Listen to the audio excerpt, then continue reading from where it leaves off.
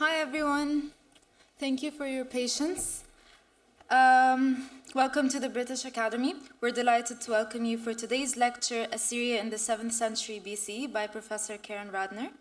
Delivered by the most outstanding academics in the UK and beyond, the British Academy's flagship lecture program showcases the very best scholarship in the humanities and social sciences. This event is part of the Schweik Lectures on Biblical Archaeology series.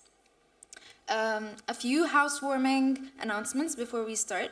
We are not expecting a fire alarm, so if you do hear a fire alarm, please evacuate following the signage and the designated fire exits. Our staff will be on hand to guide you. The meeting point is at the top of the Duke of York steps. Please ensure that your phone is switched off or on silent as not to disrupt the event. You're welcome to take photographs, but please do not use flash. There will be some time designated for audience questions at the very end of the lecture. So if you'd like to ask a question, just please raise your hand and one of our team members is going to come with a roaming mic. You are welcome to leave this event at any time during the talk, but please do so by exiting via the same doors that you've come in through.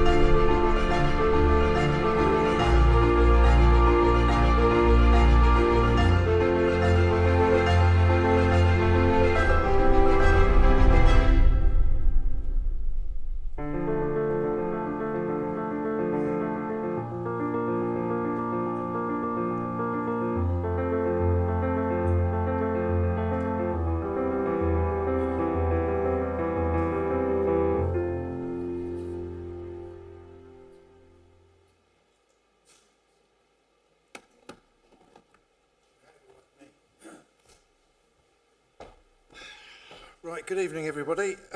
Gives me really great pleasure and is an enormous honour as well to introduce the speaker for tonight, Professor Karen Radner, who is the Humboldt Professor of the Ancient History of the Near and Middle East at the University of Munich.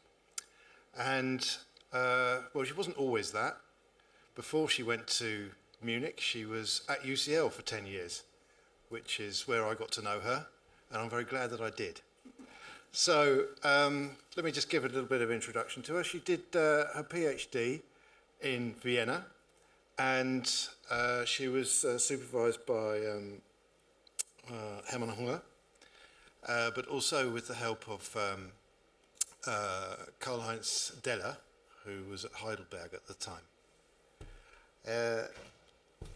Is that a bit straight? Is it my voice is the problem? Okay. Okay. So her PhD was on the topic of Neo-Assyrian private legal documents as a source for person and environment, which is a great book, which is very useful for anyone who studies the subject.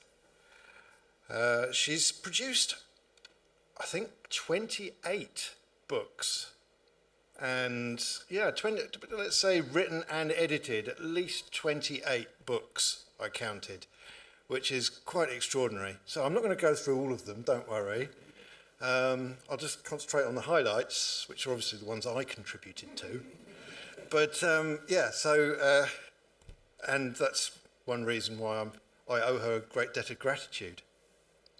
So she's always been involved in archaeological excavations. So she was excavating at Tel Sheikh Hamad, she was excavating at Girijano, and a lot of really important text publications came out of this. She participated in excavations at Ashur as well, a long time ago, along with Mark Alterwheel, I believe, who will be introducing Karen's talk tomorrow. And the archaeology has always played a great role in the work that she produces. So her habilitation was called The Power of the Name, which had the subtitle of Ancient Near Eastern Strategies for Self-Preservation, which basically dealt with the fact that the name in the ancient Near East is associated with somehow overcoming death, which is a subject that will possibly be revisited the day after tomorrow in the lecture, when we have Andrew George, who will be introducing Karen's talk. So that habilitation happened, but it wasn't long before she started doing field work herself rather than participating in excavations. And so in 2013 she started with the project at Girdi Bazar and Kalatidinka while she was still at UCL, and this was quite something amazing that a history department at UCL, where she was working, was funding an excavation, or at least buying bits of equipment for it. and I remember we discussed that quite a bit at the time. But then off she went to Munich and became the great professor that she is. And there her work has been, she carried on working at Kalatidinka and Girdi Bazar, again with Mark Outerwheel on the team. And she also produced one of the other major productions, I would say, that I would like to mention is this Oxford History of the Ancient Near East, which is a really extraordinary work that kind of replaces the Cambridge History of the Ancient Near East, which was the standard summary work for a very long time. In 2022, she was awarded the Leibniz Prize, and this was used to fund further text production projects, but also to fund her now excavations at Ashur, the very important city for the Assyrians, which she is now leading herself, having excavated there as part of someone else's team well over 20 years ago. All right, so that's enough from me, and please take the stage, Karen.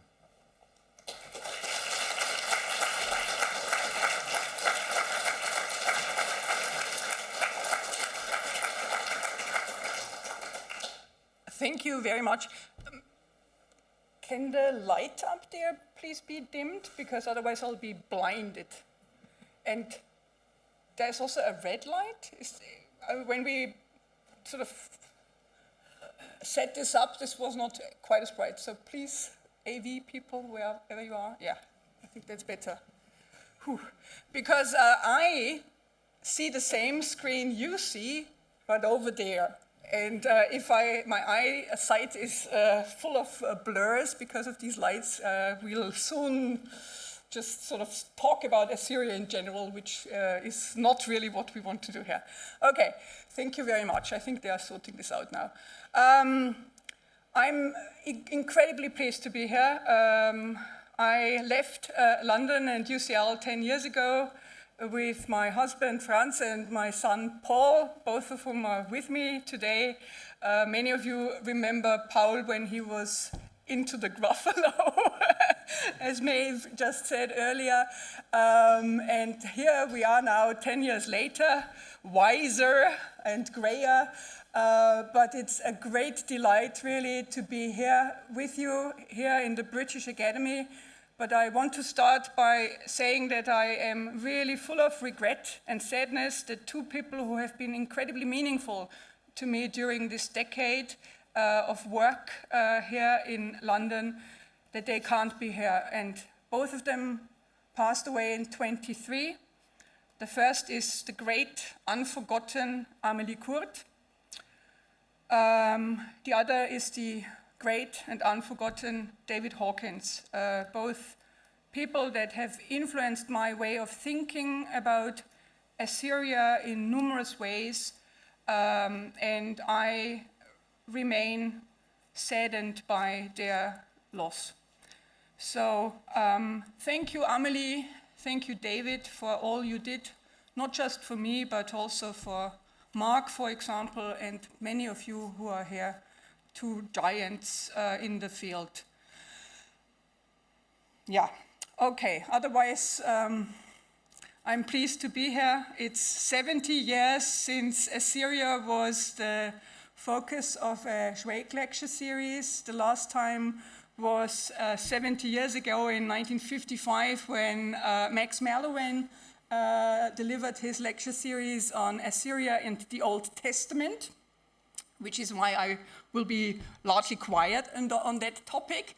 I am an Assyrian specialist with all my heart, which doesn't mean that I think the Assyrians are the greatest and best people ever. I want to make that very clear. So I hope I will strike a balance between giving praise and handing out notes, so to say, when in the next 3 days. By all means, I want to make clear that I am not here as a hardened imperialist who appreciates dominating the world by force or by power or knowledge. That is very much what the Assyrians did, and I want to draw attention to this before we start. I hope that I'll strike a balance today when our focus is a century of extremes by pointing out some really insane things that happened in the 7th century, some good, some very bad. And we'll follow in that vein tomorrow and on Thursday. Today, I will treat the 7th century as the path to Armageddon. And when I talk about Armageddon, I don't just mean the battle for Megiddo, but to me, this is a good term to encompass the 30 years of near constant warfare, struggle, famine that marked the end of the 7th century. Yeah? Armageddon is the end of days as we use it nowadays. And that's pretty much the meaning that this term comes to occupy. So Armageddon to me is the end of the Assyrian world order at the end of the 7th century. And I want to point out some stations on the way to that point in time. Okay, I have a clicker here, and I hope I can manage to make it work. Yes. Okay. No talk that I've ever delivered did not start with a map of the Assyrian Empire. So obviously we do that here as well. This is Assyria in the 9th century.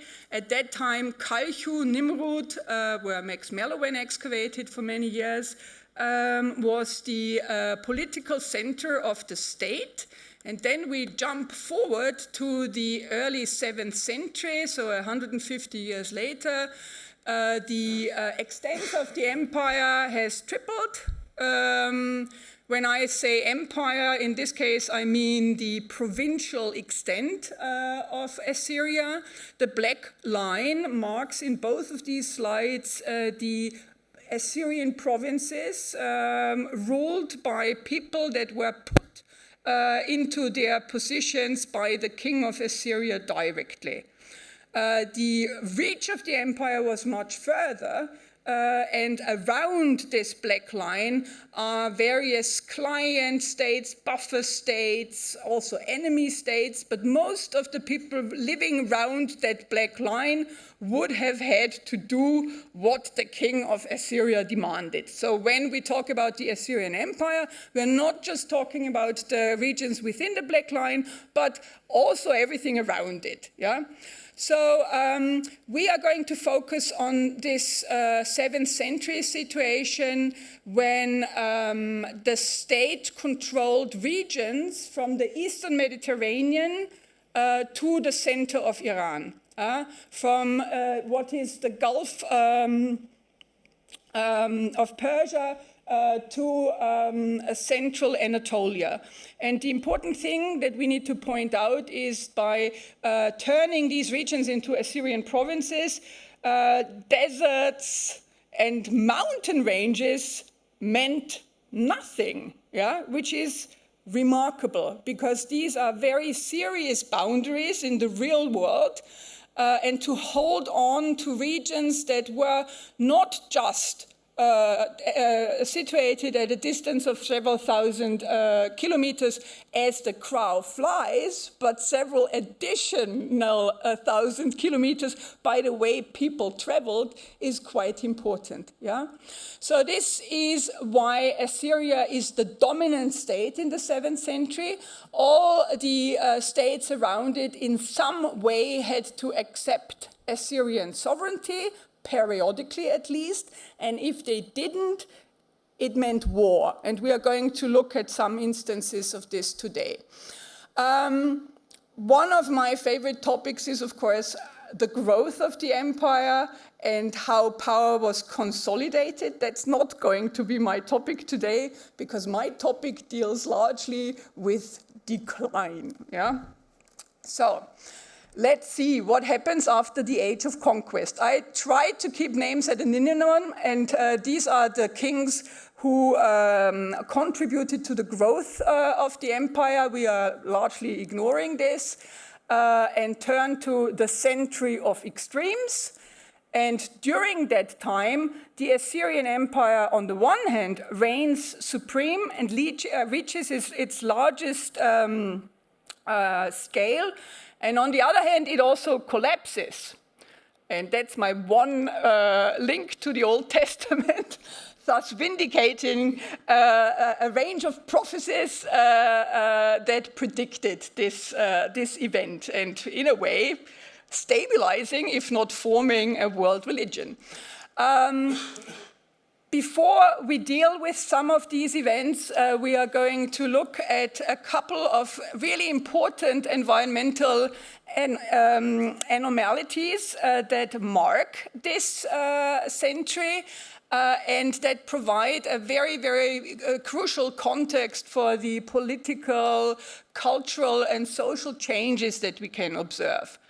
Those are, and I'm delighted to be probably the first Assyriologist ever to include a slide about cosmic radiation events in her talk. Those are cosmic radiation events or solar flares that cause changes in Earth's atmospheric record.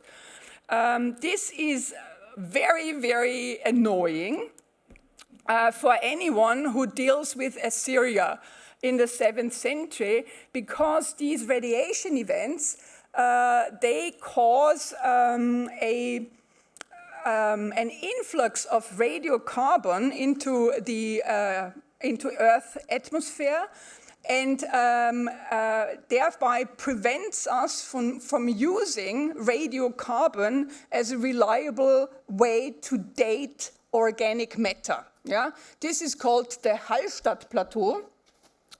You will have noted my charming accent. I am Austrian, and Hallstatt lies in Austria.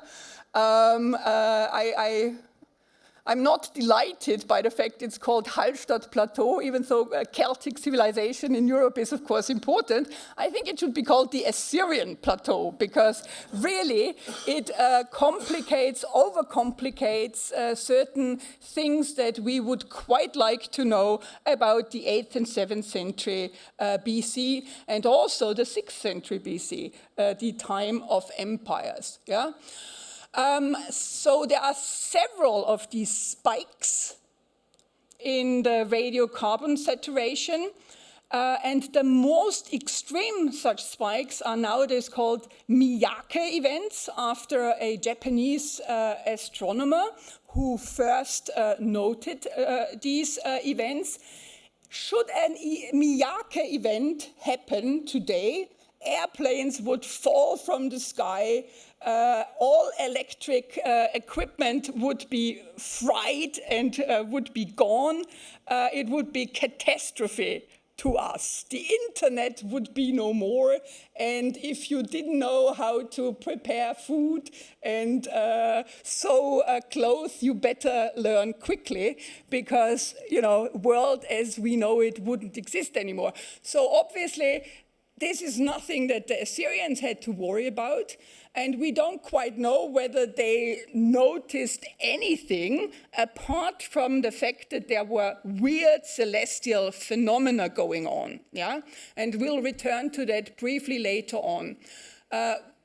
The reason why we know that there was a Miyake event in 664, 663 is because it's possible to combine astronomical data as recorded in Assyrian texts with environmental data from glacier cores and also from the radiocarbon record. Yeah, so there was a big electromagnetic storm at that time, and there were aurora borealis, the northern lights, were visible in the region of northern Mesopotamia. So at least this they definitely noticed. Yeah? We have to struggle with the super annoying Hallstatt plateau, which makes radiocarbon dating really difficult. And what else may have been going on, we do not know. But if that happened today, it would mean societal collapse. Yeah? At least the 17-year-olds that are sitting here wouldn't know what to do with themselves all day because their smartphones would not work anymore. Yeah? So that's the first thing we want to mention. The other thing, again, is called somewhat annoyingly the Levantine Iron Age anomaly, when it should really be called the Assyrian Iron Age anomaly. It was first observed in Israel during archaeological excavations in the Iron Age period. Is extreme fluctuations in Earth's magnetic field. Again, if that happened today, big problem. It does happen sometimes, and that is usually then when whales are found stranded in the Thames or other such things happen. What that would have meant to the people of the 7th century, again, is not quite clear to us, but they too would have noticed strange behavior by birds. Migratory birds would have been seriously disturbed by this change in the magnetic field. Sea turtles as well, but probably most visibly big mammals like whales, like humpback whales that use the magnetic field to maneuver and to migrate. You're all aware of the fact that in the 7th century we have a super abundance, in a way, of myths and stories that focus on weird, large-scale aquatic creatures in the Mediterranean, Perseus and Cassiopeia and the sea monster, Noah and the whale. A couple of 100 years earlier, Tiglath-Pileser I and the Nahiru. This may have been caused by, these stories may have been caused by the observation of confused whales in the Mediterranean.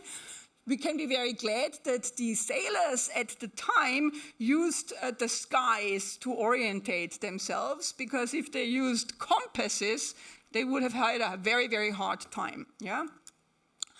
And most clearly of relevance, at least in our modern perception, is the dramatic rise in aridity in the 7th century. This has been long suspected, but has been confirmed recently by the analysis of speleothems from caves in Kurdistan in northeastern Iraq.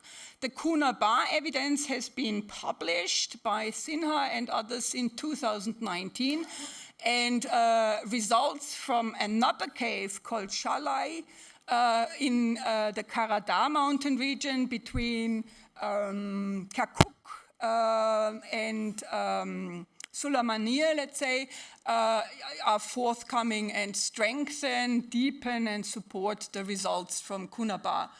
We will return to this. The most important thing is that it is very obviously possible to combine the changes in wetness and then aridity with the rise and fall of the Assyrian Empire. And yet, it is very, very crucial to stress that the Assyrian Empire doesn't fall when the big change happens, but about 70 years later. So it's a very good case of resilience and adaptation to a point, yeah? Good, so that we don't end just with gloom and doom. The 7th century is also a period when a host of new species make their arrival in what is today Iraq and Syria, some from the east, some from the west, some from the south. I picked these 4 because the modern Middle East is not at least to me, imaginable without chicken and cucumber, camels and cotton as well. But I mean, imagine going to any restaurant in Iraq and not finding chicken on the menu. It's unheard of. But the chicken only reached the Middle East in the 7th century, the camel a little bit earlier than that, and cucumber and cotton as well during that time. We can see this in connection with the changes in the climate there, but of course it's also a hallmark of the time. This is a very, very connected world, yeah? And the sheer size of the Assyrian Empire made it possible for species to travel, to be exchanged, to be routinely used at some point then in agriculture, transport, food industry, clothing, and so on. So it's an exciting time to be alive, I'd say. But it has its downsides as well. So for those of you who are not specialists in Assyrian history, I point out 3 names. Assyrian names are notoriously difficult for people who don't know Akkadian to remember. I won't ever forget my first week at university when I was just trying to catch up with all these Assur something and failed miserably.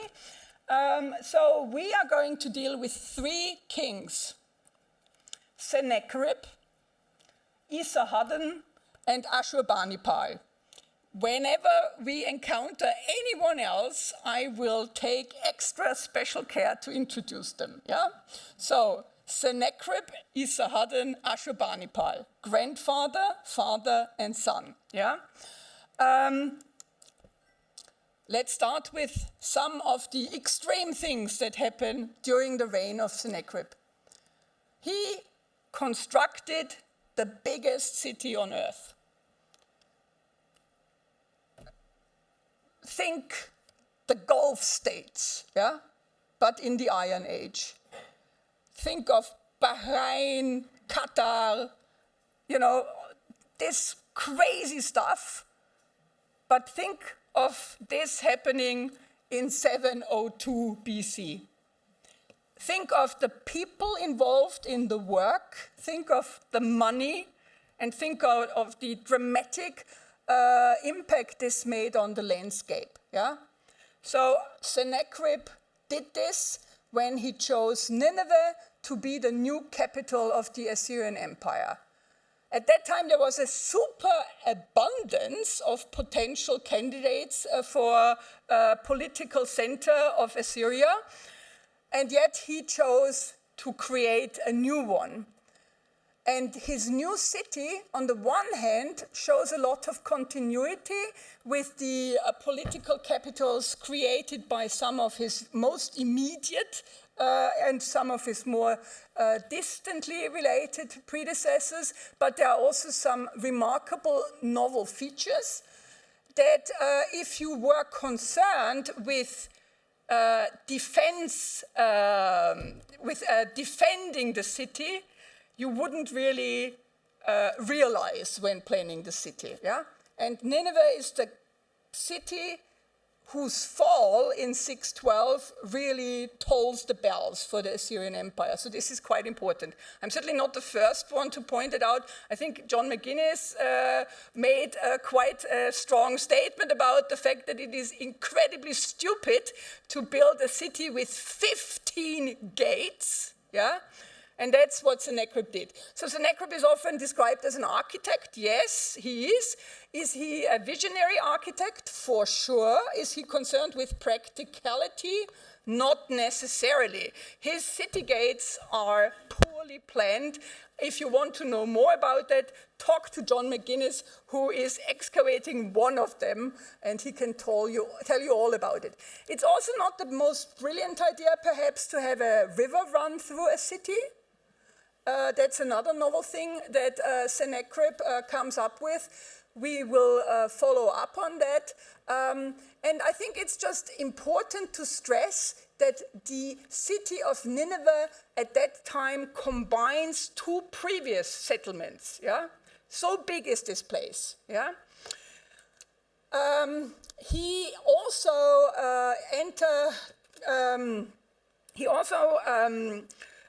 realizes a huge irrigation project, which we will have a look at tomorrow in more detail.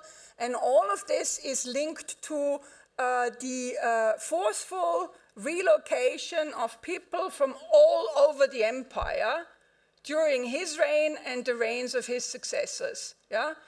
The Nineveh region in the 7th century is the most densely populated region in the world. And it's the most cosmopolitan, the most multilingual environment you can imagine. So all of this happens during the reign of Sennacherib, and we will return to this. I'm pressing my clicker, nothing happens. More tomorrow, yeah, that's what I want to say. This is, of course, linked to the spike in aridity, but again, as we will follow up on this tomorrow. Now, I want to talk about another of Sennacherib's building projects, which, if possible, is even more extreme than creating this megalopolis called Nineveh. He transplants the center of the world. If we use a Greek concept, we would call this the omphalos. If we wanted to use a Roman concept, it would be the umbilicus mundi. In any case, he moves the center of the human world, and we'll have a look at what that means. In many of his inscriptions, post 689, Sennacherib stresses that he created or fashioned the images of the god Ashur and the great gods of Assyria. For example, in this not very pretty stone that you can see here. We will revisit this stone. This stone is important. Here you see a depiction of the great gods of Assyria in the way that Sennacherib had them rebooted, reimagined, refashioned. So when he says this, I created the great gods of Assyria, he on the one hand means the statues as they were displayed in the shrines at the city of Assur. On the other hand, he certainly refers to the way the concept of the gods had to be refigured once he conquered and destroyed the city of Babylon. Babylon is, to many here, Andrew for sure, the center of the world. It certainly was not to Sennacherib. Sennacherib was the heir to several kings of Babylon, and yet he refused to take the title himself, even though it would have been his birthright. Instead, he spent a lot of time and effort to limit Babylon's role within the Assyrian Empire, to which it belonged at the time. Yeah? I don't want to go into the various things he tried. They were quite creative, I'd say. In the end, he decided that only complete destruction would do what he wanted. And he sought to destroy the city as well as its most important temple and the owner of the temple, the god Marduk, yeah? Which is a megalomaniac thing to do, yeah? Of course, there are many cases of gods losing their importance, of gods being merged with other deities. That's not what Sennacherib was doing. Sennacherib wanted to undo the existence of the god Marduk. We'll continue with this in a second. But first, I want to point out to you how this was shown in imagery. I've marked in yellow the god Ashur, the head of the Assyrian deities, and also the master of the city of Assur, as well as of the Assyrian Empire. All kings of Assyria saw themselves as the mere tools of that god. They didn't see themselves as the earthly representation or incarnation of that god. They did not think of themselves divine, but certainly divinely inspired and led by Assur. He is the true master of Assyria. In all imagery of Sennacherib after 689, the god Ashur is depicted standing on two sacred animals. One is, as you can see in the back, in this case, a horned lion. The other one is the snake dragon that we associate with Marduk. Let's have a look at this in more detail. Here you can see a seal of the 9th century of one of the last actual real Babylonian kings of Babylon that shows the god Marduk with his snake dragon, the Mushushu, like a faithful dog lying by his side. Now compare that to the imagery of Assur. You'll see that Assur shares all the equipment, let's say, that Marduk holds in his hands. You see also that he uses the dragon not as his companion, but as the support on which his feet rest. Now, this shows us god Ashur after he absorbed god Marduk. And that is Sennacherib's brainchild. And to me, this is an extreme act. The idea that someone who sees the world as a shared place between us, human agency, and divine agency. This is very real to anyone living at that time, that a human can come up with something like this. This is really sacrilegious in a way, in the extreme. He didn't merge Ashur with Marduk, which is something that was often done. He wanted to absolutely undo the existence of this deity.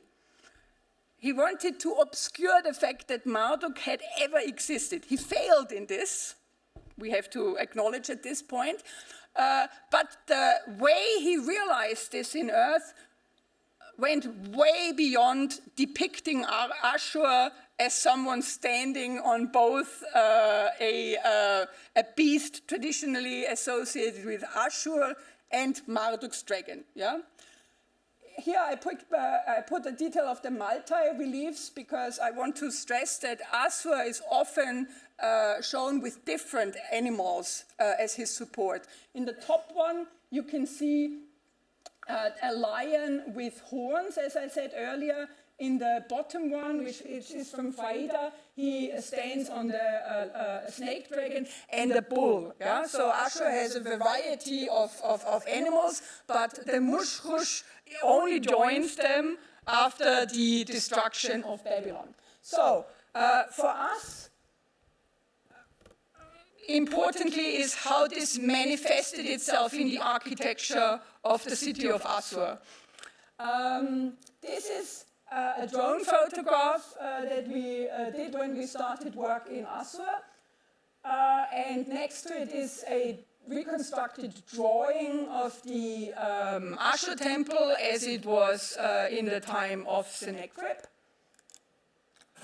I have drawn these orange lines so that you can combine the two better. I hope that's sort of reasonably clear. Very little survives of the Ashur temple because there was another Ashur temple much later, not of interest to us, and then a Ottoman period garrison, as well as most recently an Iraqi museum on that site. Yeah? So the orange lines are more or less what you can see in the satellite images and what corresponds to the original plan as drawn by Walter Andre, who only encountered the black traces. The rest is reconstructed, which works because Assyrian architecture follows very clean guidelines and is very, very symmetrical. Yeah? But in any case, what I want to point out is that there's a reason for the original shape of the Assur temple, which corresponds to this rocky tip on the north of the Rhine. Ashur is not man-made as other Assyrian cities are. Ashur is shaped and molded to the geography as it is. Yeah? And there is only so much you can do to change that because the river Tigris carves its bed around the rock of Ashur. And you can't really do much to change that in the eastern side of the city. Well, Sennacherib liked doing things that you can't do. He liked to build things that you shouldn't build. And in addition to giving Nineveh 15 gates, another thing he probably shouldn't have done is recreate the Marduk temple of Babylon in Assur, and yet he did. As you can see, nowadays, all of this eastern annex, as it is called in the plan, Ostanbau, is completely gone. As is to be expected, when you build a platform made of mud brick and stone on top of basically a drop of 30 meters down, or 15 meters down to a very fast-flowing river. Yeah? At the beginning of the 7th century, Sennacherib and his engineers thought to double the size of the northern tip of Assur. And that's why I said, remember these not very pleasant stones here. So these stones are part of that construction.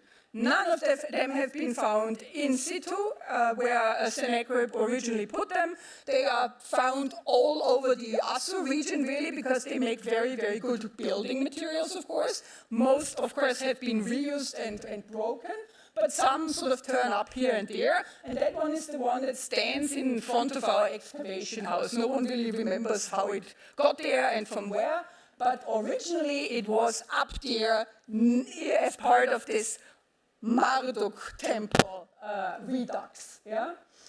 So this is just crazy. If you are there with this map of Andre and try for the first time to orient yourself in this area, you've basically fail. You can't, because there is almost nothing that remains. Satellite images or drone images, these are drone images, are of great help to this, and also basically illustrate just how incredibly bizarre this whole enterprise was. Yeah? It's obvious from the structure, from the lay of the land, that you cannot extend the Ashur temple to accommodate a second shrine. And yet Sennacherib wanted it done, and so it was done. Yeah? How long this worked, we do not know, but for the remainder of the 7th century, for sure this structure stood there. But once no one paid attention to the upkeep of this thing, yeah, it would have dropped right down into the river. Yeah? So what was the point of this? The original Ashur temple basically is this triangular thing here, yeah, which lends itself perfectly to this northern tip of the rock. The rock is the god, and the god is the rock. Yeah? There is no Ashur outside of there. He is really a deity that is one with this mountain. Why this is so, we won't go into, but it's not unusual in northern Mesopotamia, Anatolia, and northern Iran.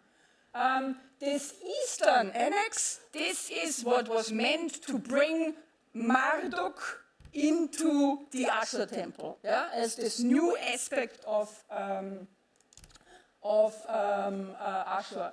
And it recreates the architecture of Esagil, of the Marduk temple in Babylon, which in turn recreated a celestial constellation that the Assyrians and Babylonians called the field. Yeah? Now the field is these 4 stars, and if we weren't underground, we could look out of the window to the east, because now is a very good time to see what we call the square of Pegasus in the autumnal night sky. It becomes first visible in Mesopotamia during the autumn equinox. At that time, it stands east, and it's the first thing that rises when night falls. In spring, during the spring equinox, so in March, you would not see the constellation because the sun would set directly in it. Yeah? But you would know that it is there. Yeah? And this is the link that was all important. Yeah? The umbilical cord, so to say, that connected this field, this celestial field, with Earth, because the Marduk temple was the earthly counterpart of the celestial constellation that was visible when the new year started. Yeah? This was seen as very, very meaningful, and was part not just of the architecture of the shrine, which mirrored the slightly diamond-shaped shape of the celestial constellation, but also made it part of the New Year festival, yeah? Which centered on the sighting of this constellation. Yeah? So the temple of Marduk was the earthly equivalent of the celestial constellation.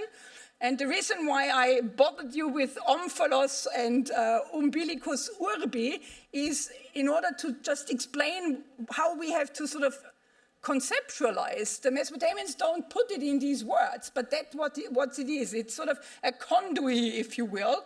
And I, as a woman, of course, see the idea of the umbilical cord as a very strong and powerful metaphor. It is the connection between heaven and earth. You all know, and if you don't know, then Selina Wisdom is here somewhere and she can explain it to you. You all know that the world, of course, was created when Marduk slew Tiamat, the divine primordial sea, and built out of her body earth and the heavens. Yeah? So that doesn't specifically talk about the navel, but when it says Babylon is the center of the world, what else can it be but the navel of Tiamat, I would say. Yeah?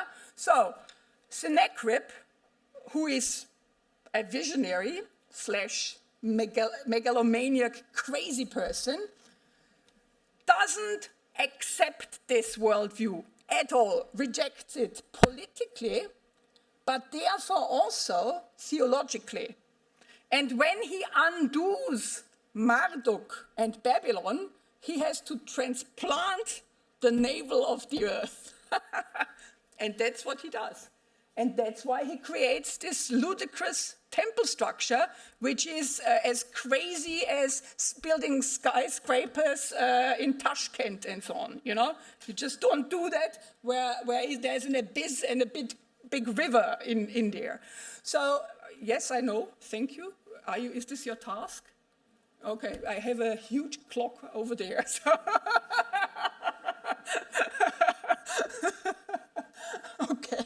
Okay. So to me, this is just crazy. Yeah. So he brings not only the Marduk temple to Assur, he also brings the New Year festival to Assur, and there are various changes to the overall temple topography marked here by the processional way. The processional way, unlike the Assur temple, is very well visible in modern day Assur.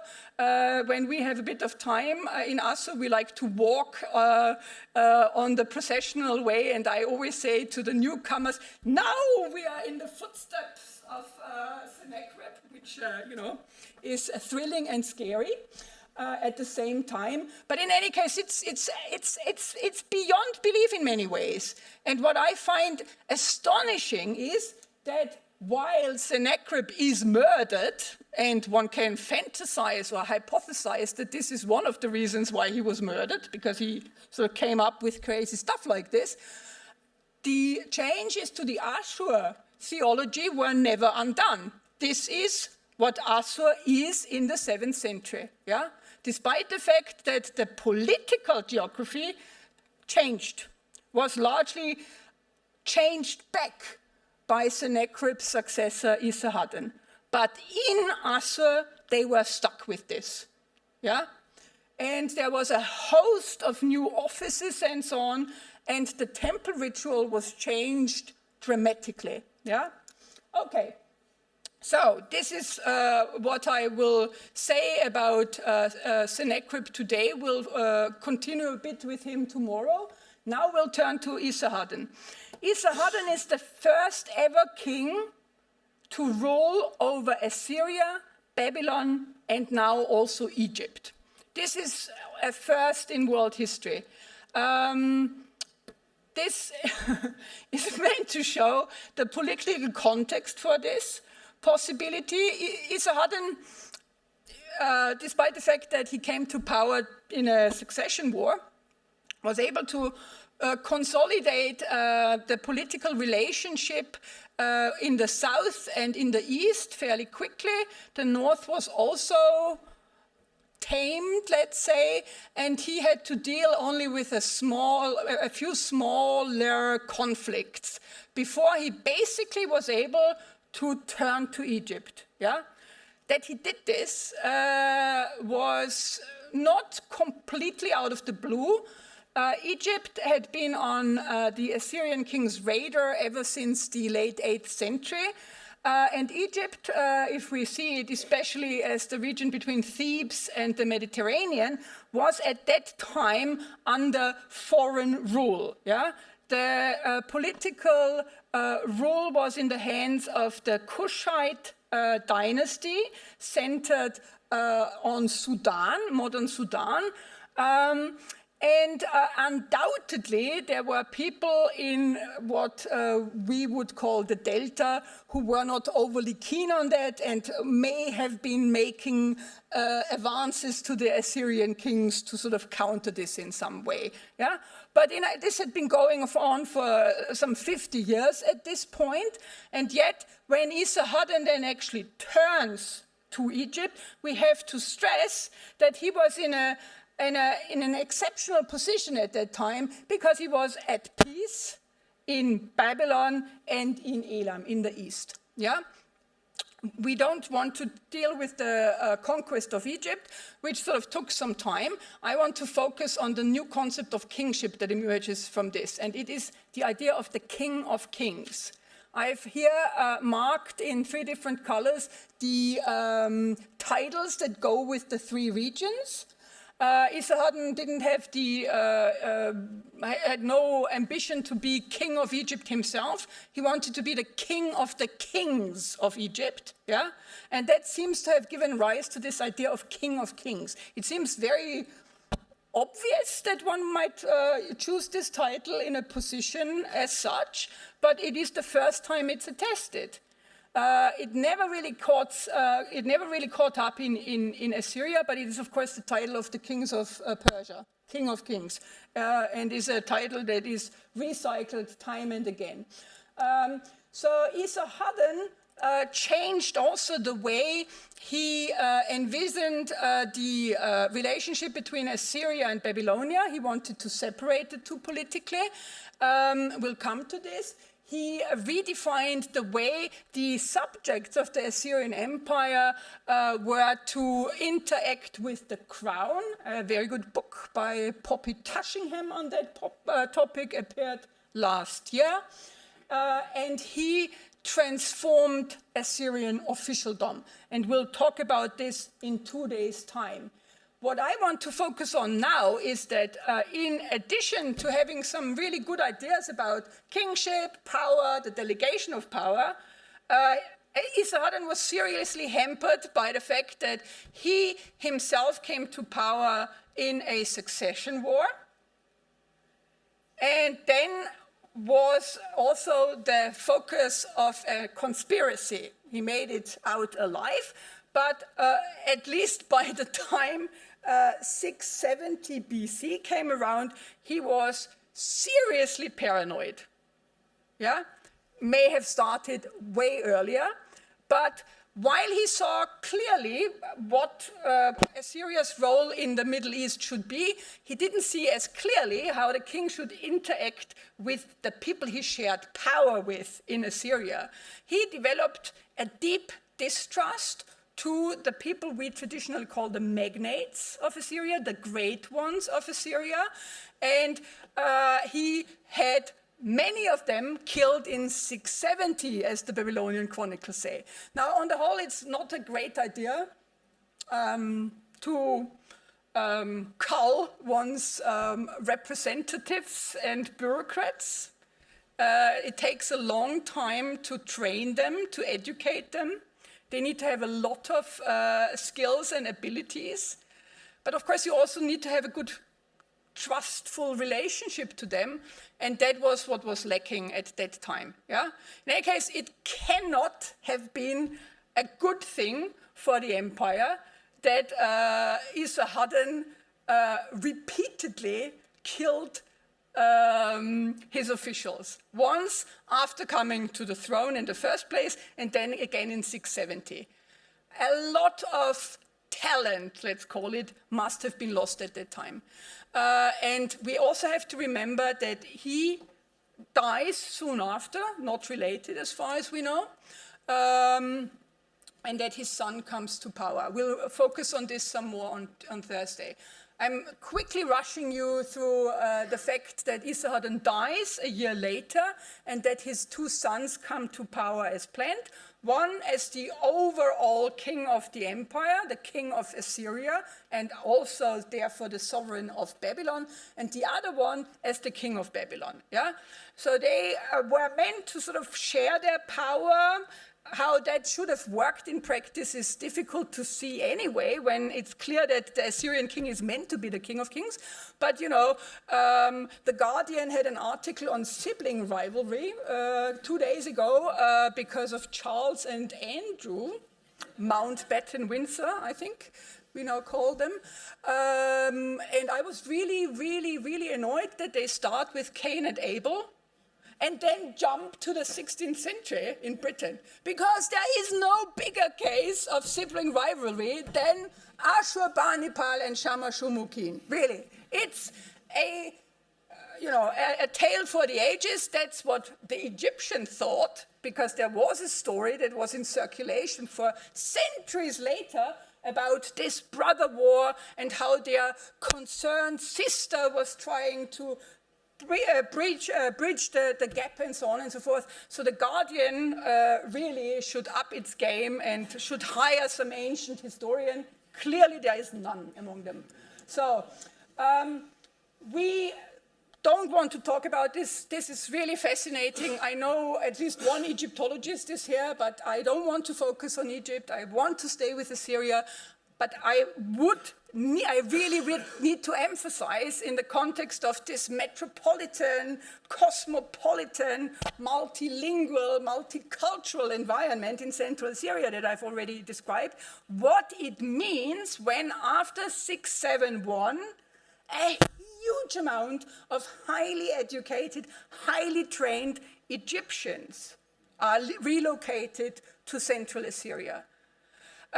It's clear that a lot of them, because of the names, come from the Memphis region, but Ashurbanipal goes as far as Thebes, and the recent excavations conducted by Peter Miglos and Stefan Maul on Nebi Yunus, the secondary acropolis of Nineveh, show that the spoils of these campaigns were in full display there at the Review Palace. So Egypt and the conquest of Egypt was something that you could really see, visibly experience at the end of the 7th century still, when the Medes and the Babylonians came around. This was hugely important for the whole thing. There is this influx of Egyptian knowledge to Assyria, but I don't want to talk about it now. I've written about it quite often. I want to focus on something that most of you have never heard of. This is a huge deal. It's the first attack on an Assyrian key region. And I want to emphasize that the Assyrian Empire could very well have ended in 660, but it didn't. Yeah? I called this a crack in the world order.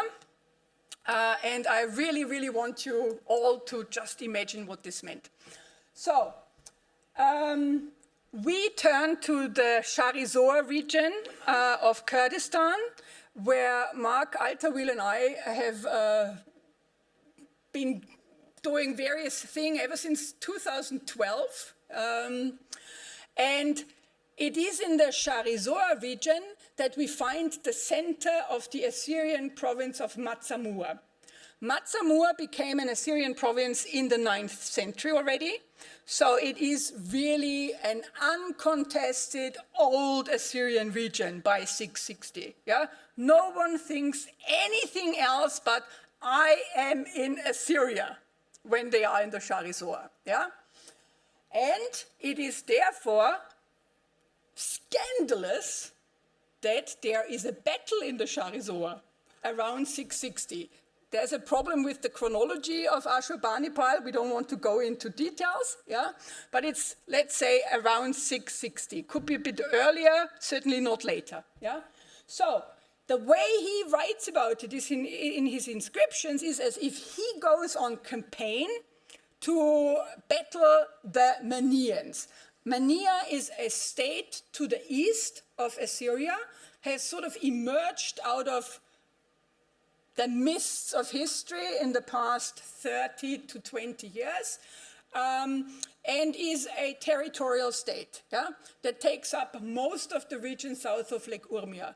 Now, the way Ashurbanipal phrases this, if you don't sort of know about the topography too well, so if you read over it and you don't mind too much, yeah? But if you know where Duri Ashur lies, then you are sort of astonished, yeah?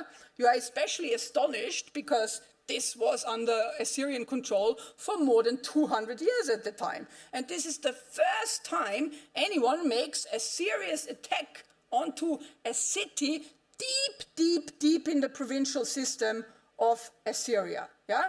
So he sort of explains this away and sort of makes it into a sort of quite, intriguing remark about doing battle against the king of Mania's troops in the at the crack of dawn, but what I want you to appreciate is that what we have here is a Manian invasion into Assyria. This is something that shouldn't happen, for crying out loud. This is the most powerful state in the world. This is as if Cubans are landing in Florida in the middle of the night and they do battle against the ICE agents. I don't know. This is big, you know, really, really big. Okay. Why is Matsamua important? Well, it's important because Mark and I spent a lot of money of the British Institute for the Study of Iraq here, some 20 years ago, or 15 years ago. But it's important because of its huge agricultural significance. The Charizor is described as the granary of Iraq. Iraq is not really a country that focuses much on grain production, of course, but in the Charizor, this is just prime agricultural land, as you can see here. Yeah, it's a very wide plain up in the Diyala tributary areas, close to the border with Iran, and it produces reliable crops year-round. You don't need to irrigate there, but you can if you must. So in these very difficult circumstances of the 7th century, which we'll deal with more tomorrow, a region like this is super important. You cannot let go of this. Yeah, the Charizor is where the Assyrian kings through the ages like to muster their army, because you can feed a big army there for a while without completely ruining the local economy. That's what the Matsamua is, the Charizor is. The Charizor is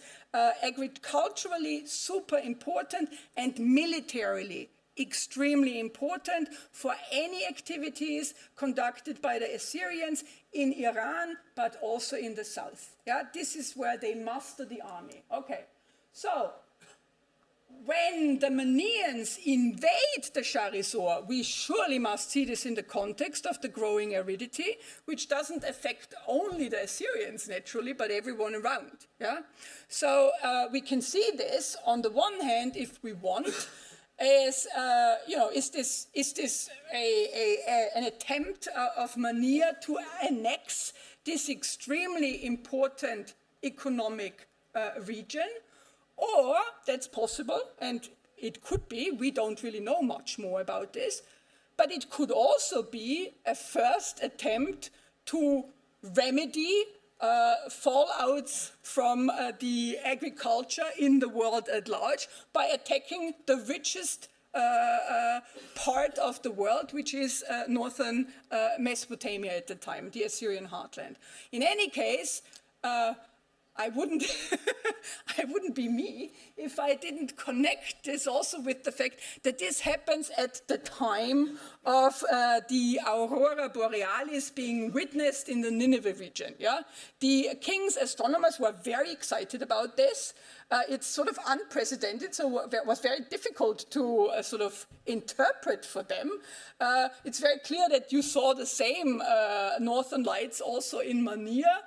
And this is a world where there is not much entertainment in the night, apart from watching the sky. So this was certainly big news everywhere. So you could do whatever with this. You could basically legitimize any crazy thing you wanted by saying, oh, this means we must attack Assyria. Yeah? So the Manians definitely did that. I like to see a connection.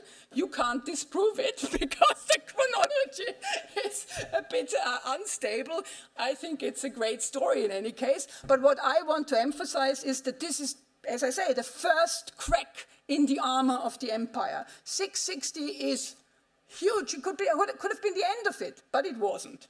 I sort of would have quite liked it to end here, because then I would be perfectly in time, but I have a bit more. I'll rush through it. So we see then in 652 these cracks deepen when the brother war begins. For 4 years, Ashurbanipal and Shamash-shum-ukin, his brother, the king of Babylon, appointed in this role by their father, have a conflict that is a world war, you can say. Yeah, Shamash-shumukin allies with various people in the south, in the east, but also the west. Elam and Gambulu will focus on tomorrow. The Arabs won't make much of an appearance. Please all go to the British Museum and see the Arab campaigns. Then you see what that meant to the empire.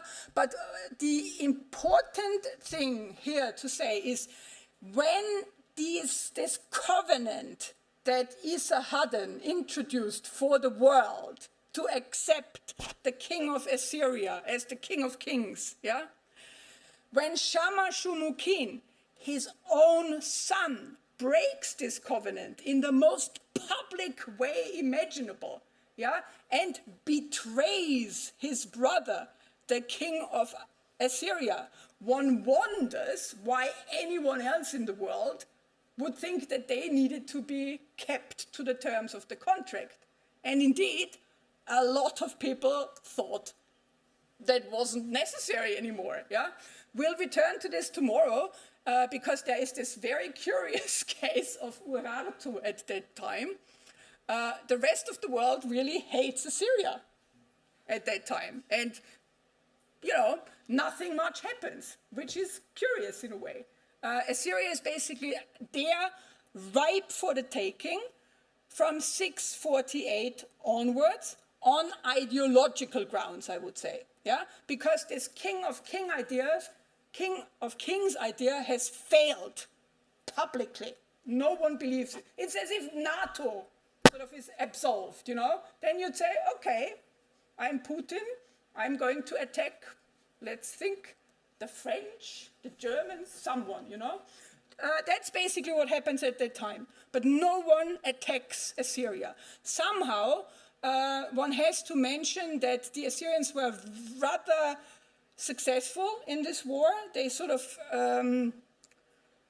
committed a lot of war crimes. A lot of people died in battle, but also because of the famines this caused. And Ashurbanipal also used a lot of theatrical spectacle to publicize the way he would deal with anyone who would dare stand against him. We'll talk about this some more tomorrow. Okay, but to me, it is a sign of the resilience of the Assyrian Empire that it is only after the death of Ashurbanipal in 631 that Armageddon starts, because it could have happened 30 years before this, in 660. Yeah, that's my most important message.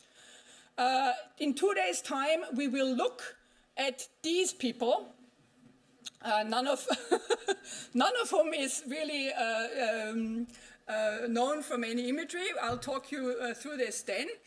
We have a lot of boy kings to look forward to, evil guardians, that's the vampire in the top hat, the gods make an appearance, the Babylonians, the army, and so on. It's a fascinating time.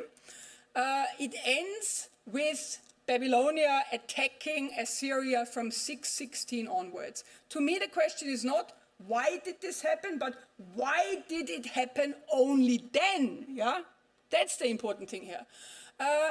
The Babylonians are surprisingly unsuccessful for the first couple of years.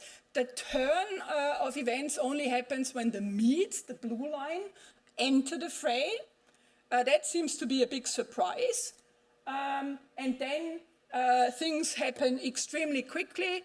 615, the Medes come across the Zagros Mountains for the first time. 614, the city of Ashur falls. We're going to talk about it tomorrow.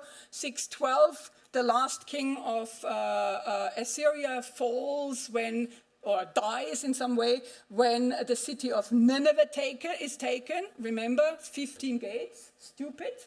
I think I've got a slide, yeah, really stupid. So wherever gates have been excavated, you either find skeletons of people being slaughtered in the fray, or you find evidence for the attempt to modify the city gate sort of so that it can function as a defensive structure rather than some monument to Sennacherib's glory. Yeah? So more about that on Thursday. I want to say that I had ChatGPT create this for me. I think it's rather successful. I then tried to make it better because there's this sickle sword out of nothing and so on. But when I then tried to have it remedy these things, it just got increasingly worse and worse. And at some point it said, now you've reached your limit, sign up to our pro plan and you can tinker with it. And I was like, no, I've just used this and use it to slander artificial intelligence. If I had asked my son to do this, he would have been not as fast because it took it all of a minute to do this, which is impressive. But my son Paul would have created a better image. But you can see the gist of it. Fire, flames, violence. And Sin Sharuish kun dies. And basically, that's the end of it. We'll see more about this in Tuesday time, but I just want to explain why I use Armageddon for the end of all of this. This is how, in the Bible, there's a battle between Josiah and Necho II, and of Egypt, and that takes place on the height or the hill of Megiddo. Yeah. So Josiah shouldn't be in Megiddo. Megiddo is in Assyria at that time. Megiddo is part of the Assyrian province of Samaria, so clearly a land grab we can see here. But this fails, and because the Egyptians are passing through, and this ends in a huge defeat of the Judean army. And from this comes the word Armageddon, which means the height of Megiddo. Yeah? And later on, especially in the New Testament, it takes on this idea of a total collapse of the world, yeah? The end of days, absolute chaos, yeah? And, you know, a battle at Megiddo, yes, tragic for sure for everyone involved, but that's surely not the end of days. What the end of days is the end of the Assyrian Empire, the state that dominated the entire Middle East and Eastern Mediterranean for 300 years at that time. A state comes to an absolute end and never rose again that had been what the United States are today. Yeah? So I think if that country disappeared from the map for good, we would also come up with some word for this. And that's what Armageddon is. It's not the Battle of Megiddo. It is the collapse of the Assyrian Empire and the repercussions for the entire world. Yeah? And that's the end. Thank you very much.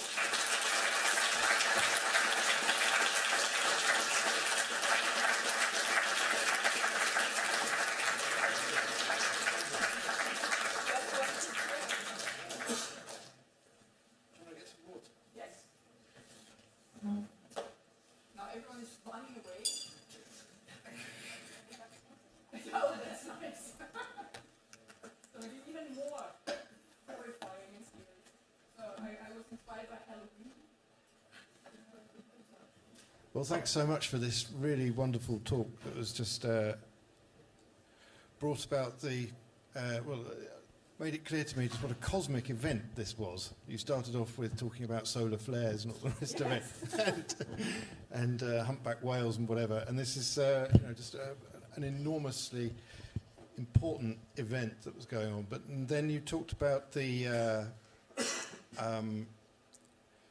Sennacherib and his relocation of the Marduk cult into Ashur, and that was also extremely enlightening. And then you talked to us about the Marzamur catastrophe, and this was important from the perspective that, particularly important from the perspective that you raised the question of why didn't they collapse at that point. And while you were talking about the solar flares and things like that, you were also talking about aridity quite a bit, and this will be discussed tomorrow in the talk that Mark is going to be introducing. My birthday present to Mark Alter-Will, whose favorite topic is aridity. Is it your birthday today? A few days back. Oh, okay. Happy birthday for that. Yes, okay, so that so there's an awful lot of material that has been covered here. I'd just like to focus perhaps on this theological issue of bringing the Marduk cult into Ashur. So, the Ashur is, as you mentioned, associated with the rocky hill. Yes. This is Yeah. the god Ashur. Yeah. And what are we doing there exactly when we bring the trappings of the Marduk cult into the eastern annex of the Ashur temple? Yeah, well, yes, so imagine growing up in the city of Ashur, perhaps having a function in the temple, like your ancestors. You are deeply embedded in the fabric of this city and also in the cult there. And then the king, who spends most of his time far away in Nineveh, brings world conflicts to your peaceful temple city, yeah? Because he has decided that there shouldn't be Babylon anymore, that Marduk shouldn't exist anymore, yeah? Which has to do with his relationship with the south and the southeast of the Assyrian world, yeah? So the people of Ashur didn't know what hit them for sure, because their god, who has been has been worshipped there by that point for 1,500 years, at least, in a certain way that hadn't changed all that much, despite the huge political changes that Assyria has undergone in the time it was attested. That god had always been a fairly nebulous figure. It was this place more than anything, yeah? This place. No one really thought too much of her as an individual, because he was the template, more than anything, for the Assyrian ruler, the Assyrian king, yeah? Yeah, oh, yeah, for sure. Okay, so I just said, poor people of Ashur, crazy Sennacherib undoes the existence of Babylon, and then that has repercussions for them locally, because this means that all of a sudden their god has to be changed completely, yeah? So Ashur used to be this fairly nebulous figure that was more than anything this place in the world. You couldn't have an Ashur temple anywhere else in the world because, you couldn't move the rock, yeah? And now Sennacherib says, okay, I've decided that we will merge the god Marduk with Ashur, but in a way that Assur swallows up all of Marduk. Yeah? I don't want anyone to say Ashur Marduk or Ashur Baal or something like that. No. Ashur, it is only Ashur, but everything that Marduk stands for has to be incorporated into this figure of Ashur. Okay. So, on the one hand, this means that the temple is changed beyond recognition, the cult is changed beyond recognition, and poor Ashur is also changed beyond recognition. There was, of course, a statue of Assur. Assur was always conceived as in human shape, as all Mesopotamian gods are. But he was like the archetypal king of Assyria. He was basically what run through every single king of Assyria. This essence of kingship, okay? Nothing more. And now he's sort of Barbified, I'd say. Yeah? He gets a wife, he gets a daughter, he gets a son. They all are worshipped. The Assyrian king's wives have to take names with these female deities in them and so on.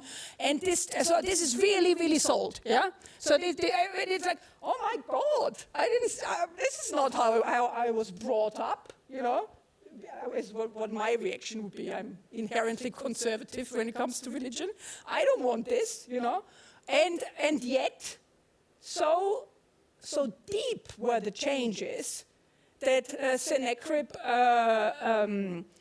engineers in the cult and in the makeup of Ashur, the city, that even when he died, this couldn't be built back, which is amazing to me because his successor, Esarhaddon, undid pretty much anything that Sennacherib had planned for Babylon, yeah? But not in Ashur. This was, for some reason, impossible to do, yeah? So, I think that's a fascinating time to live through as a person in Assur. Yeah? So you basically see how your god is changed and is transformed into a more Mesopotamian god than ever before. Yeah? And again, you could say, well, why didn't that happen before? It's such an obvious way of making the theology, if you will, of the Assyrian Empire more palatable to others, because that's basically what everyone was used to, you know? A god who had a consort and at least a son and various gods in their household and so on, and that was the idea of a pantheon. And they never did this with Ashur. Ashur was always this singular thing, you know, stood apart from everything else throughout the political history, yeah? So I think this is an extreme thing. I think Sennacherib was, you know, was really insane in his ambition, and yet succeeded in strange ways, and in a way, I think this caused the resilience, perhaps, that we see in the 7th century, because the god Ashur had become more normal in a way, yeah? But may have really caused alienation from within, yeah? I think it's remarkable that afterwards no one ever tried to revitalize the cult of Ashur in the way Sennacherib had imagined it. This is completely gone. Ashur is no more a deity that controls the world. Yeah. Would anyone like to come on? Come on. Here we are. Hi, thank you. I'm Sohan. I suppose Marduk worshippers could rest assured that I won't do that anymore. Yeah, I have a question about the campaign against the magnates of Esarhaddon. Yes, and I'm wondering if there's a connection to the actual like feudal, I guess, era of the magnates in the early 8th century BC. Before Tiglath-Pileser III, there was that era when the empire was basically controlled by these, you know, fiefdoms of magnates. So was there like some kind of a threat perceived from the magnates, and that's why you had to preempt that happening again, perhaps? Mm-hmm. Yeah, thank you. So in 670 BC, the Babylonian chronicle states the king of Assyria killed numerous magnates. Yeah, we talked about this. We will talk about this again in 2 days' time. The question was now, is there a link between the role the magnates had played in Assyrian politics and in Assyrian kingship 100 years earlier? Yeah, and was Esarhaddon reacting to a perceived threat from the magnates? Yeah, definitely he was reacting to a threat that he perceived. If there is no king of Assyria, or if there is no capable king of Assyria, which is quite often the case, either because the king is a child, or because the king is very old and frail, then the magnates hold the whole thing together. Yeah? And so the balance of powers between the magnates, of which there are many, yeah, and their relationship to the crown is extremely important throughout the imperial history of Assyria. Yeah? So one can see that as a strength, but one can also see that as a weakness. So Esarhaddon in 670 clearly perceived it as a weakness of the political structure and tried his best to undo it. He was a king who believed that power should be concentrated in the hands of the king and the royal family. That's the innovation of his time. We'll talk, as I said, more about this in 2 days' time. Yeah? In my view, it endangered the political structures of the empire to a very, very high degree. But the ones that survived 670, yeah, some of whom will have been around when Armageddon began, these people still did their job. That's what I want to emphasize. The Assyrian bureaucracy is very strong, much stronger than in the succeeding Babylonian Empire, where people basically are, holding roles because this is their birthright or because they have a certain political position in the overall structure. These magnates are trained for their job, and that is their job. So I think, on the whole, we have to say there are people who found a way to deal with Esarhaddon and his new vision for the crown, and others didn't, and those are the ones that backed the conspiracy that failed. There were people that didn't want the seed of Sennacherib, as they called him, which is extremely negative, and sort of brings a lot of blame to Sennacherib. And as I say, if you are a true blue Assyrian, you cannot have had completely positive feelings towards this group of men. Yeah? They changed so much of what was Assyrian. Yeah? So the seed of Sennacherib needed to be replaced. That was the goal of the conspiracy. That didn't happen, and whoever supported that was killed. Yeah? Was killed, and that affected people like the mayor of Ashur and various provincial governors, where we know this, but it seems to be a fairly widespread phenomenon, because otherwise the Babylonian chronicles, A, wouldn't have included in the first place, and B, wouldn't have emphasized that it was many magnates. Yeah? So, yeah, there's definitely a connection, of course, to the previous roles the magnates held. At that time, on the whole, this was super important for the survival of Assyrian kingship, I'd say. And Esarhaddon turned the whole thing around and saw them mainly as a danger. Yeah? But we will return to this topic. Everyone is running away, so I think we're done. Okay. Thank you very much. That was magisterial. Just 2 points. Yes. Eckhart Fromm has written about the psychohistory. Oh my God, yeah. I know it's all speculation. No, it's not. But, no. well, to an extent. No. But Sargon and the fate of Sargon affected Sennacherib, Esarhaddon, and Ashurbanipal. And each of them was affected by their predecessor's fate. Sure. So it was the people themselves were affected by that, well, what they saw as omens and bad omens. So how important was that?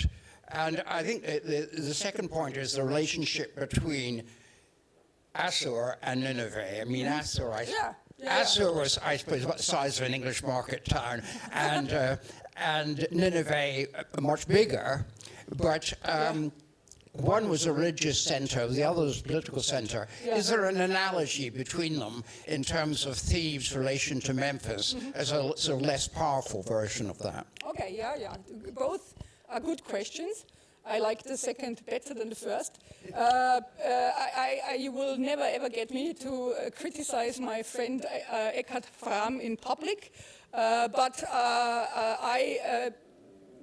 I mean, he's very aware of the limitations of psychohistory. I think it's a given that everyone is influenced by their upbringing and by their social context, and obviously the kings of Assyria are no different. The question is simply how well are we equipped with the surviving sources to actually meaningfully answer this without just sort of bringing out our own preconceptions. Not that I'm exempt from this, obviously.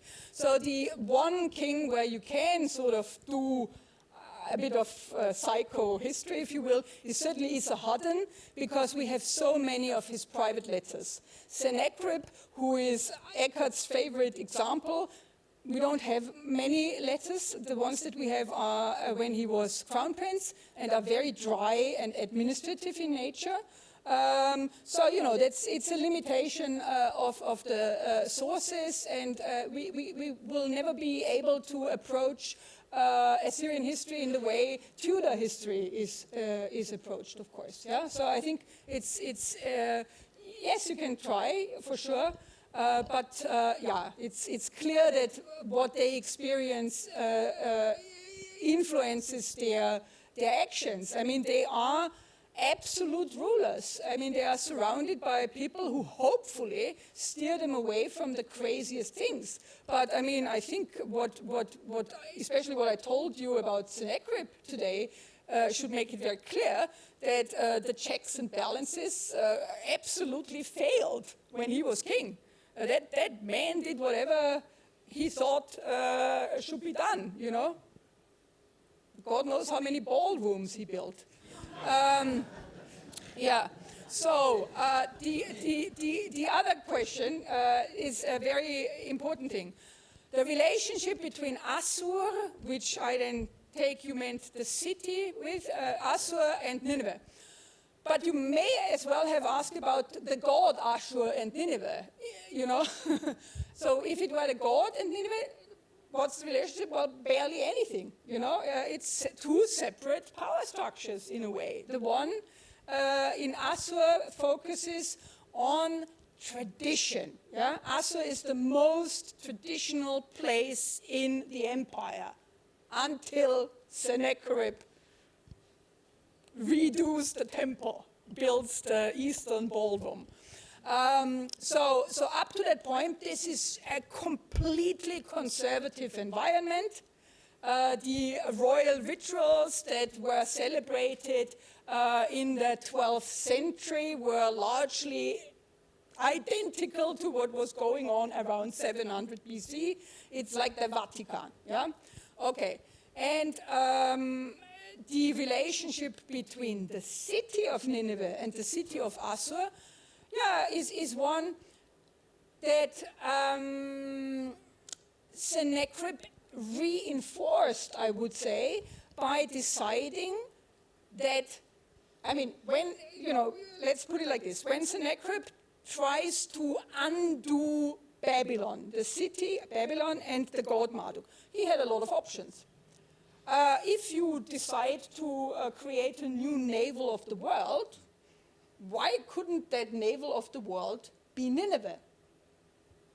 He's there, why not? Well, one reason against that is that the deity who controls Nineveh is Ishtar of Nineveh, and that's a female deity, so that makes absorbing Marduk harder, I imagine, and would probably also have really upset all Assyrians too greatly, you know? So in a way, the fact that Marduk worship was brought to Assur rather than to Nineveh confirms that despite everything that was going on politically, there was never ever any doubt that underpinning all of this was the power invested to the king by god Ashur. That is a religious, if you will, or an ideological tenet that no king of Assyria ever undid, despite all their capital building and religious reforms, of which there are many. Yeah?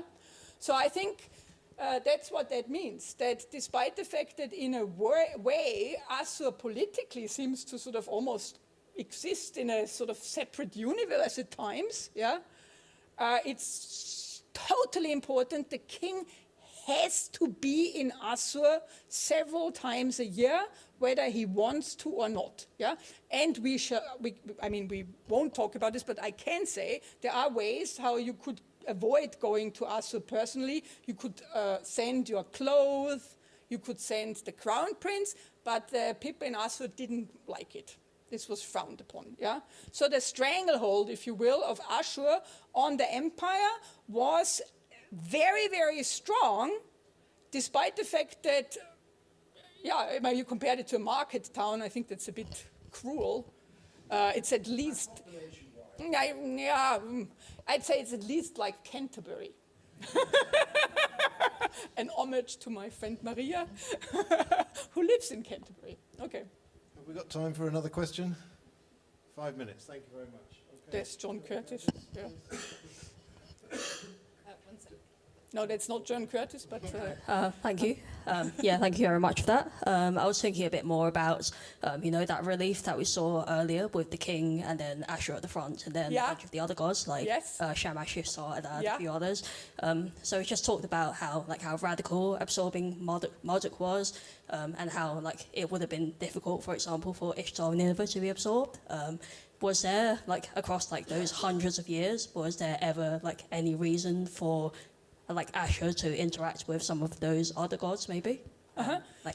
So we will revisit this depiction, I think tomorrow, day after, at some point, this week. Yes, we will.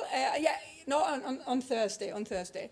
Yeah, so I don't know whether we can go back to that relief, probably not, but I mean, it shows the king of Assyria on either side of a row of deities. The front is made up by god Ashur, the next by his new consort, the goddess Mulisu, created basically at that time because Ashur now needed a consort, had no great relevance before, but is now the second deity in this line. Ishtar is in this line, but she's the last deity. That's, my God, that doesn't reflect the religious beliefs of anyone. We look at some letters from the final days of the empire on Thursday, and there we'll see that people regularly invoke the Ishtar deities of northern Mesopotamia, Mulisu, who cares, So in Sennacherib's theology, let's call it, Ishtar is present among the great gods, but she's the last one, So first Ashur, then Mulisu, this new creation, and then it's the Sin of Haran, the moon god of Haran, who is sort of promoted beyond what was otherwise seen as tradition. Haran is near Urfa, in the headwaters of Balich River. We'll talk about it a bit on Thursday. The next one is Nabu, who is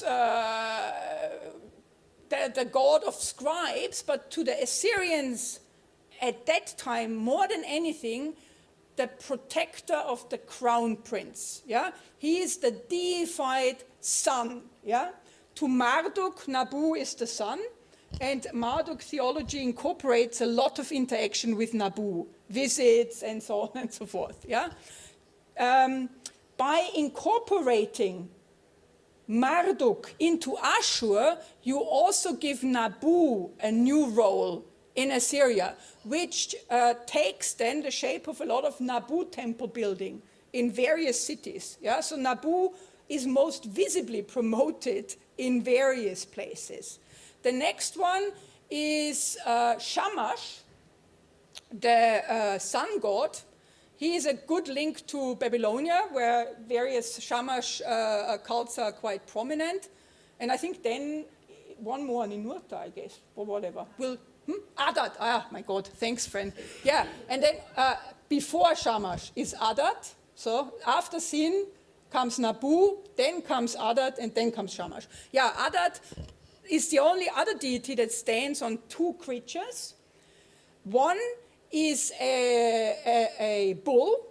That's obvious, the connection between the god of thunder and weather phenomena. And the bull is how one sees it in northern Mesopotamia. In Babylonia, in the south, he has a monstrous creature who is identified as the flood, the power of the flood. And Adat stands on these two creatures because he is an amalgam between the northern and the southern tradition of the weather god. One is the lord of thunder, if you will, and thereby shares a lot with Hittite theology, Greek theology and so on. And in the south of Babylonia, he's the great canal inspector who holds the flood at bay. Yeah?